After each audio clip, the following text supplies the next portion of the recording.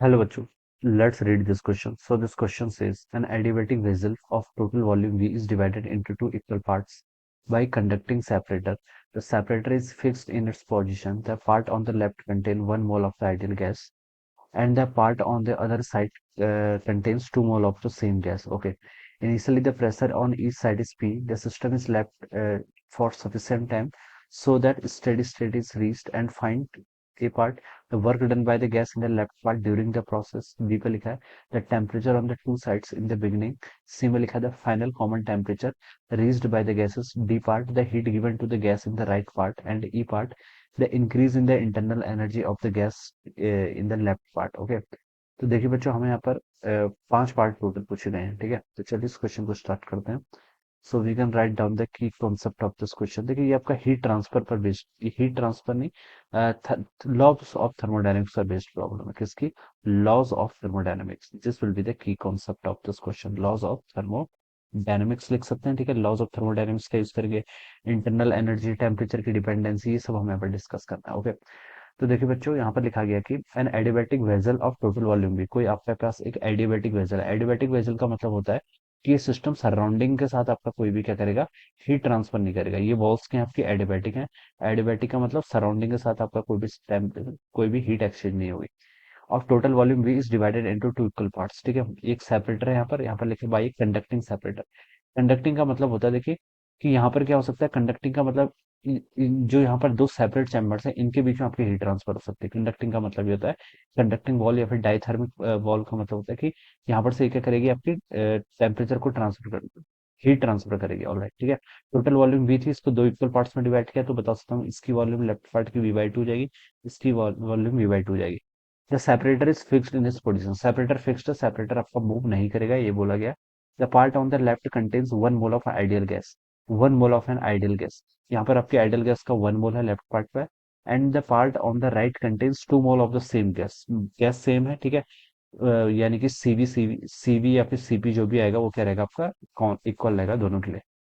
Initially the pressure on each side is P. Initial pressure भी दे रखा है, यहाँ पर भी पी है, यहाँ पर भी पी है। Alright, the system is left for sufficient time so that steady state is reached। अब देखिए बच्चों, हमने इस सिस्टम को ऐसे रखा है, ठीक है, फॉर द, जिससे स्टेडी स्टेट है। स्टेडी स्टेट आने का क्या मतलब है, देखिए इसका मतलब ये है कि देखिए यहाँ पर वॉल इनके बीच की क्या कंडक्टिंग है, तो यहाँ पर क्या होगा, इसका हीट का ट्रांसफर होगा। और फाइनल स्टेज जो होगी वो हमें यहाँ पर बताना होगा। फाइंड ए पार्ट में देखिए क्या लिखा है, तो work done by the gas in the left part during the process. ठीक है, कितना वर्क डन होगा, ठीक है, work done by the part on the left, left part कितना वर्क डन करेगा वो हमें बताना है। ठीक है, तो देखिए बच्चों, वर्क डन किसके इक्वल होता है, पहले पार्ट से स्टार्ट करते हैं। वर्क डन देखिए, हम वर्क डन को मैं यहाँ पर डीडब्ल्यू से रिप्रेजेंट करता हूँ। वर्क डन होता है आपका पीडीवी के इक्वल होता है। कितना होता है आपका यहाँ पर से वर्क डन, पीडीवी के इक्वल होता है। अब देखिए क्वेश्चन में लिखा गया है कि जो वॉल है, वॉल तो आपकी फिक्स्ड है, वॉल की आपकी फिक्स्ड है, वॉल इज फिक्स्ड। ठीक है, क्या लिख सकते हैं, सिंस वॉल इज फिक्स्ड। अगर आपकी वॉल फिक्स्ड है तो टोटल वॉल्यूम, लेफ्ट साइड की टोटल वॉल्यूम करेगी कांस्टेंट रहेगी, ये मूव थोड़ा ना कर रहा है। ठीक है, ये आपकी वॉल फिक्स है, मूव नहीं कर रहा है, तो वर्क डन नहीं होगा। ठीक है, इंटरनल एनर्जी का चेंज हो सकता है क्योंकि हीट ट्रांसफर हो रही है। ऑलराइट, बट वॉल तो आपकी क्या है, फिक्स है। वॉल फिक्स है तो लिख सकते हैं जो यहाँ से डीवी की वैल्यू होगी, डीवी की चेंज इन वॉल्यूम, वो तो आपको जीरो हो जाएगा। चेंज इन वॉल्यूम जीरो हो जाएगा तो उसके करस्पॉन्डिंग जो आपका वर्क डन होगा, this is also equal to zero. ये भी किसके इक्वल आएगा, आपका जीरो के इक्वल हो जाएगा। ठीक है, तो हम हमसे क्वेश्चन पूछा था work done by the left part, तो वो किसके इक्वल हो जाएगा, जीरो के इक्वल हो जाएगा। तो this is the answer of the first part. अब देखिए बी पार्ट पे क्या बोला है, the temperature on the two sides in the beginning. Okay, हमें देखिए बिगिनिंग में क्या बताना है, दोनों साइड्स पर यहाँ पर आपको टेम्परेचर बताना है। ठीक है, तो देखिए बच्चों, ये आइडियल गैस है, क्वेश्चन में मेंशन है। ठीक है, ये आपके पास यहाँ पर आइडियल गैस रखी हुई है। ठीक है, और और प्रेशर गिवन है, वॉल्यूम गिवन है, एन गिवन है। तो पीवी इजिकल टू एनआरटी वाली इक्वेशन का यूज कर लेते हैं। किसका, PV is equal to NRT equation का हम क्या कर लेंगे, यहाँ पर यूज कर लेंगे। ठीक है, अब देखिए लेफ्ट राइट, हाँ ठीक है। अब देखिए पीवी इजिकल टू एनआरटी का यूज करेंगे तो लेफ्ट पार्ट में आपका प्रेशर कितना है, पी के इक्वल है। वॉल्यूम कितनी है आपकी, V/2 के इक्वल है, is equal to n. Number of moles कितना है, 1 के इक्वल है, into R into temperature, initial temperature. Left वाली का पता कर रहा हूँ तो चलो टीएल से रिप्रेजेंट कर देना। टीएल क्या है आपका, लेफ्ट वाले का टेम्परेचर के लिए लेफ्ट, और राइट के लिए मैं यहाँ पर सब्सक्रिप्ट आर यूज करूंगा। ऑलराइट, तो यहाँ से देखिए आप यहाँ से टीएल लिख सकते हैं। टीएल की वैल्यू हो जाएगी यहाँ से पीवी/2 आर के इक्वल, कितनी आएगी, पीवी/2 R. This is the temperature of the left portion. ठीक है, और राइट पोर्शन के लिए देखिए हम क्या करेंगे, राइट पोर्शन में प्रेशर पी है, वॉल्यूम आपकी V/2 है, तो पीवी/2 यहाँ हो जाएगा आर एन आर टी। ठीक है, एन यहाँ पर 2 है, आर इंटू लेफ्ट का टी आर लिख लेंगे। ठीक है, तो बच्चों इसको अगर हम सॉल्व करेंगे तो यहाँ से टेम्परेचर जो राइट का आएगा वो कितना आएगा आपका, पीवी/4 आर के इक्वल आएगा। This is the temperature of the right, right apart, right जो यहाँ पर कंपार्टमेंट है उसका कितना आएगा, पीवी बाई 4 आर के इक्वल हो जाएगा।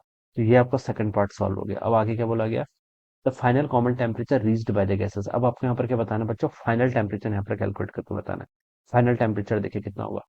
तो देखिए बच्चों यहाँ पर हमें इंटरनल एनर्जी के रिगार्डिंग हिंट दे रखी है। The part on the left contains 1 mole of ideal gas, U equal to देखिए कितना दे रखा है आपको, 1.5 एनआरटी के इक्वल दे रखा है, ठीक है, ऐसे गिवन कर रखा है।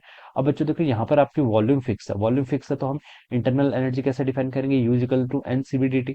वॉल्यूम फिक्स है तो इंटरनल एनर्जी का कौन सा फॉर्मूला है, डेल्टा यू किसके इक्वल होता है, एन सीबी टाइम्स आपका डेल्टा टी के इक्वल होता है। और यू को हम लिख सकते हैं यहाँ से आपका एन सीबी टाइम्स टी के इक्वल होता है, ठीक है। ये हम यहाँ पर क्या करेंगे, ऐसे डिफाइन करेंगे। ऑलराइट, ये formula CV specific heat at constant volume इसलिए यूज कर रहा हूँ क्योंकि क्वेश्चन में बोला गया है कि ये सेपरेटर क्या आपका फिक्स्ड है, तो वॉल्यूम क्या रहेगी आपकी कांस्टेंट रहेगी। तो इसके करस्पॉन्डिंग में यहाँ से टेम्परेचर मुझे गिवन है तो इस फॉर्मूले का मैं यूज कर रहा हूँ, ठीक है। तो देखिए पहले हम लेफ्ट पार्ट का देख लेते हैं। लेफ्ट पार्ट में देखिए हम क्या बता सकते हैं, एन कितना है, 1 मोल है, ठीक है। सीवी, सीवी को गैस के बारे में हिंट नहीं तो सीवी को सीवी रहने दीजिए, ठीक है।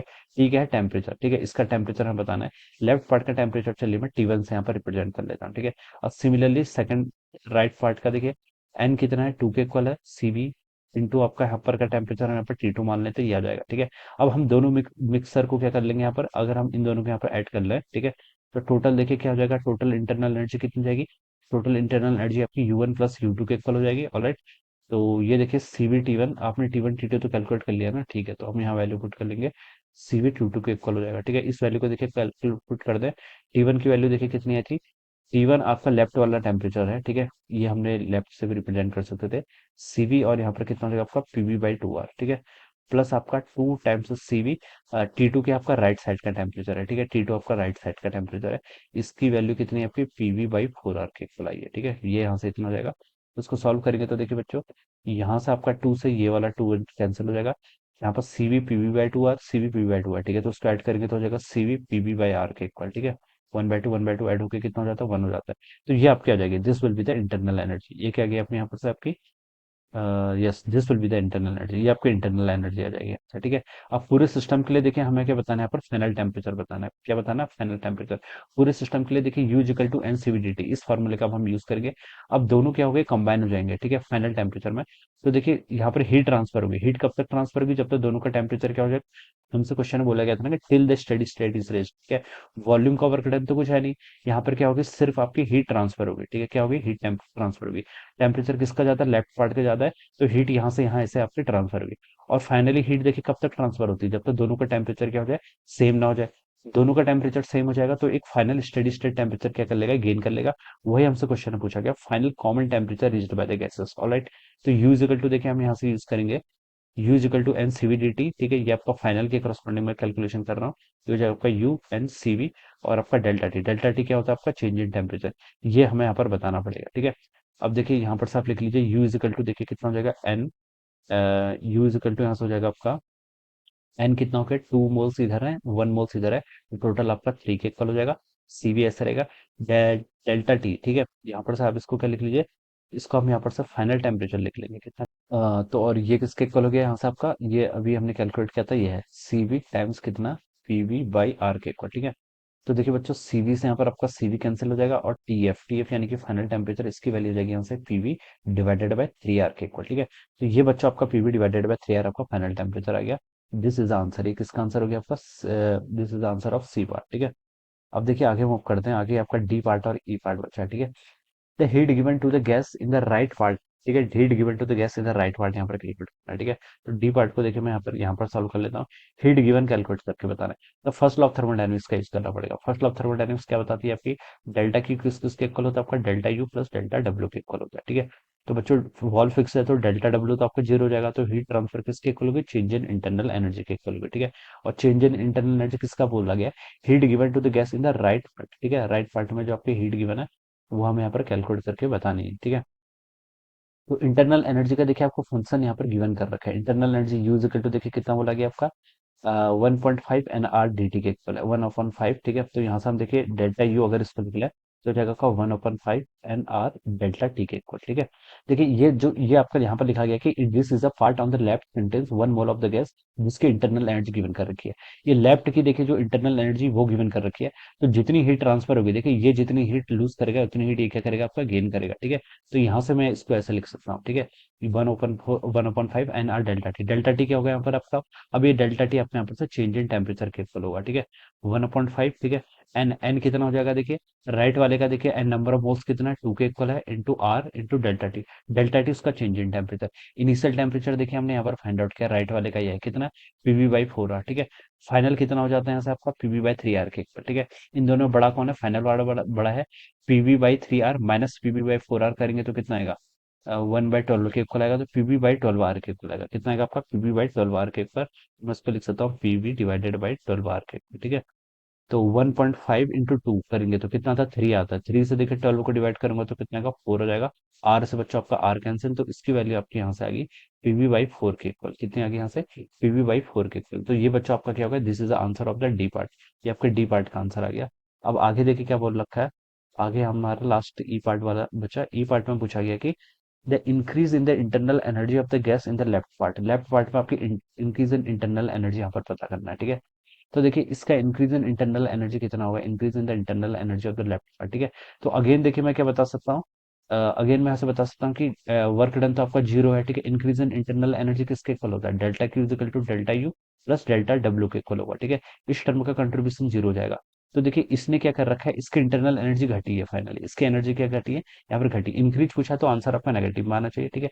क्योंकि यहाँ पर इंटरनल एनर्जी इसकी घटी है, राइट वाले की देखिए इंटरनल एनर्जी इंक्रीज करी है, ठीक है। तो हम यहाँ पर से देखिए ऐसे ही लिख सकते हैं इसको, या तो हम डायरेक्ट यहाँ पर चलिए इसको हम टेम्परेचर भी हमें पता है तो हम टेम्परेचर से भी यूज कर सकते हैं। 1/5 एन आर डेल्टा टी के इक्वल हो जाएगा, डेल्टा टी के चेंज इन टेम्परेचर। तो 1/5 एन के आपका नंबर ऑफ मोल्स कितने थे इसमें, 1 के इक्वल थे, into R into delta T क्या हो जाएगा आपका, चेंज इन टेम्परेचर यानी कि फाइनल माइनस इनिशियल। फाइनल आपका PV/3R है, और इनिशियल देखिए कितना था, PV/2R, ठीक है। तो PV/R को कॉमन कर लूंगा, 1/2 माइनस 1/3 करूंगा, बड़ा final minus initial, sorry 1/3 minus 1/2 करूंगा, ठीक है। तो कितना आएगा आपका 1/3 1/6 के इक्वल आएगा, ठीक है। कितना आएगा 1/6, लेकिन माइनस में आएगा, ठीक है। PV डिवाइडेड बाई आपका कितना आ गया, आपका 6R के इक्वल आएगा, ठीक है। और 1/5 से यहाँ पर इसको कैंसिल करूंगा तो आपका 4 टाइम चला जाएगा, और इसकी वैल्यू आपकी माइनस PV/4 आनी चाहिए, ठीक है। वो वैसे भी आनी चाहिए, ठीक है, वो हमें वैसे ही पता है, ऑलराइट। तो ये इसका माइनस PV/4, ठीक है। माइनस का मतलब क्या है, इंक्रीज नहीं हुआ, डिक्रीज हुआ, और डिक्रीज तो होना था क्योंकि हीट क्या हुई, ट्रांसफर हुई, तो उसका टेम्परेचर डिक्रीज किया। Internal energy for idol gas is a function of temperature only. Temperature का फंक्शन होता है, टेम्परेचर अगर डिक्रीज करेगा तो इंटरनल एनर्जी ऑब्वियसली क्या करेगी, डिक्रीज ही करेगी, ठीक है। तो ये उसका आंसर हो जाएगा इसका लास्ट पार्ट का। So this would be the answer of this question. All right. So I hope you all understood this concept. All the best and thank you so much.